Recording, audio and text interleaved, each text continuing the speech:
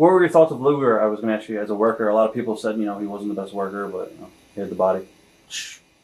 I think that's all he needed. I mean, he looked that good that I think he could get away with it. A lot of guys who were successful in this business weren't that great at workers. Right. Some of them were good talkers. Some of them looked good. Lex, with that body and that persona he carried, he didn't need a whole lot more. Guys overrate how well somebody can work. The only time you got to worry about a guy that can really work is if you're going to put two guys and you're going to tell them to go 20, 25 minutes, somebody's going to have to carry it. But you're going 4 or 5 minutes a night, doesn't matter. You can pose for that and do your finish and go home. Right, exactly. People buy it. And I think he knew that. He didn't need to be fancy or the greatest worker in the world. He looked that good. Right. Where were you when you found out that Owen Hart passed away? I was home. I was in my house in Michigan, and my wife got a phone call from somebody in Calgary and said a wrestler had got killed. Didn't know who it was, and we got a couple of neighbors who are crazy wrestling fans, and they called her up, or my neighbor called. No, the story went, somebody from Calgary called and said that they thought Owen had got killed. And then somebody else called and said it wasn't Owen, that it was somebody else.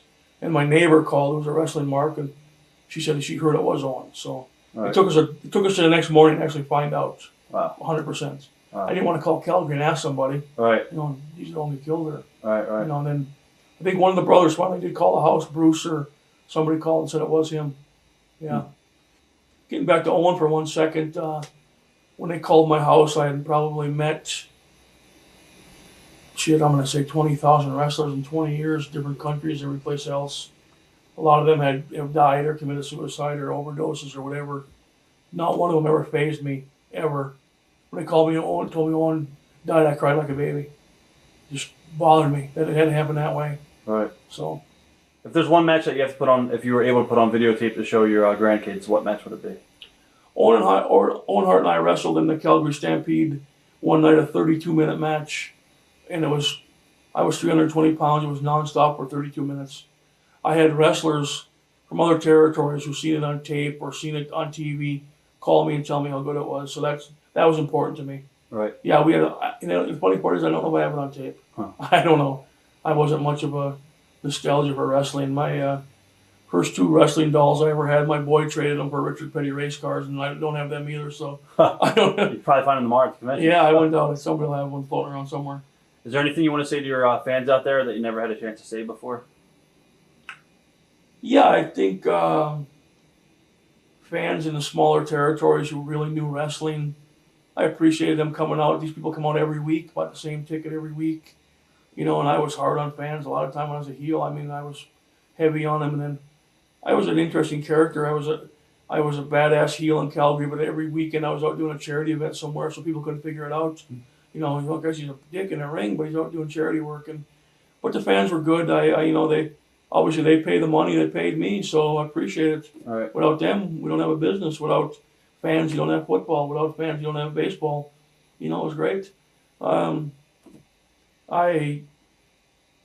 have to apologize to the ones who wanted to see me better in WWF. That was the worst couple of years of my career. It was national stage, it stunk. So that's the worst part. I train a few wrestlers now. I have a couple not little, but I have a tag team I'm training now, and hopefully they do well. And if the fans know that I train them, hopefully they'll respect them and give them a chance to make a little bit of money. Right. They're gonna try to come out and do a few shows out in this area. Actually, their tag team, they go as the Purple Hornets. Actually, that was their idea. Kyle Hulkinen and Boots Barrett. And they got a little manager who's a pretty good looking girl, pretty little valet named Golden Bush. All right. Nice name. Yeah, nice name. I think they'll do both pretty big guys if they get a break, but hard business to break into, no small territories, and you can't afford to live on the road if you're not making no money. So if you don't get seen, nobody else wants you. So what do? Do you stay in contact with anybody in the business? I talk to Terry Funk every now and then. I talk to what the hell's he go as up here? Harvey Wimpleman, Bruno Lawler. I talk to him quite often. Every now and then somebody will just call and say hi. And I live so far up in northern Michigan. I'm about 600 miles north of Detroit. I'm way up in, I'm also on the Canadian border, so there's never no shows up in that area where guys get up there. Or Right. this weekend when I do a convention here, it'll be first time I've been around any guys in quite a while. I turn down a lot of work. I don't go to, get a lot of calls to go to Ohio, Minnesota, Wisconsin. I don't go very often. Right. Hell, one time I went down and wrestled for a guy in Wisconsin. The next day he got busted. He paid us all with bad checks that he wrote off his own computer, and I had to check at home. And the idiot lived in Wisconsin, and when he typed the check up, he spelled Wisconsin wrong. Huh. So All right. I'm pretty careful who I go for. I don't miss it. Right. I guess right. if I missed it, if it irritated me that I wanted to be out there, I would pursue it. But I don't. I'm gonna come out East Coast a little bit. I was talking to Eric Sims. He said he can get me a few shows out here, and I'll come once in a while. Watch thousands of exclusive shoot interviews right now on TitleMatchNetwork.com.